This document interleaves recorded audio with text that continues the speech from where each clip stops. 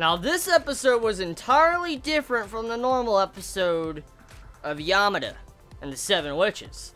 Like, this took a drama route. Like, Yamada has had some drama. We're not really new when it comes to something like that in the series. But I was shocked to see how it was handled in this episode. And to see how the episode ended on a cliffhanger like it did. And that kind of pisses me off. Because I want to know. I want to know what's going to happen. So, there's a lot of things that's revealed in this episode. And a lot of drama in this episode. Along with some romance progression also taking place in this episode of Yamada.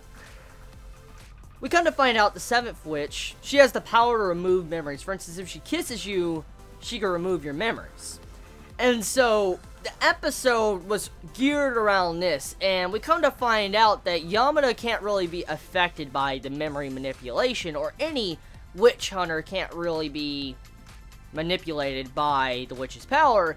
But the point stands is everybody that was close to Yamada throughout the series got tampered with and their memories are gone. Yamada no longer exists in them. That's kind of what it means. Like, it's like he no longer met them. And in the act of this episode, he tries to figure out what he wants to do, what he wants to accomplish, and what he wants to strive for to, like, change what is going on. If I was in Yamada's situation, I would be fucking pissed. I would be really depressed and pissed. Because if I knew all the 7 witches, and I wasn't told beforehand, and then my memory, or my friend's memory got manipulated, and they lost the memories of me, and I was to be alone, that'd be some horseshit. That's straight up bullshit, actually. Just, that is, I'd make me mad. That would really make me mad. So what happened to Yamada in this episode, I feel bad for him. I really do, because we come to find out, you know, as the series tried to go a little bit deeper, the powers of the witches represent, you know, their hardships and what they try to accomplish or what they want, like their individual wishes. And it really hasn't elaborated on what the witch killers or witch hunters' power are. Like, I mean, I'm assuming it's the power to connect with others. I think that's exactly what Yamada was trying to hint at, or, you know, what was hinted at with his power. I'm assuming that's what his power means, and, you know, I guess, and the themes of it, like the deep meaning of it. So, anyways, point is, okay, with the episode, it sets up the drama with romance as well. Shiraishi gets very upset. She has forgotten all memories of Yamada. Like, she doesn't remember Yamada at all, but they're slightly still there. As we can see as a viewer, they're still there, but barely.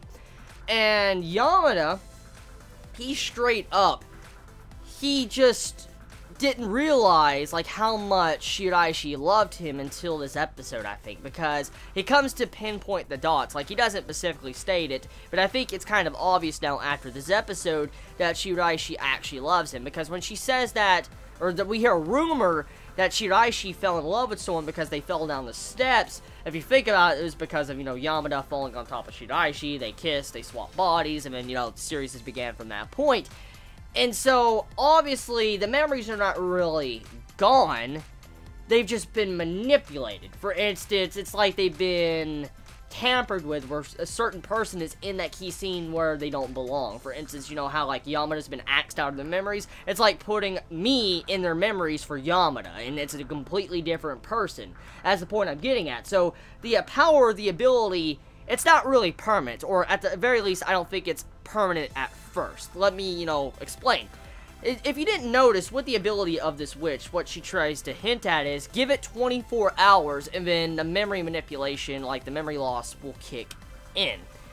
Why wait 24 hours? Big question. Why wait 24 hours for it to kick in? Usually when we see witch powers, usually, they instantly start.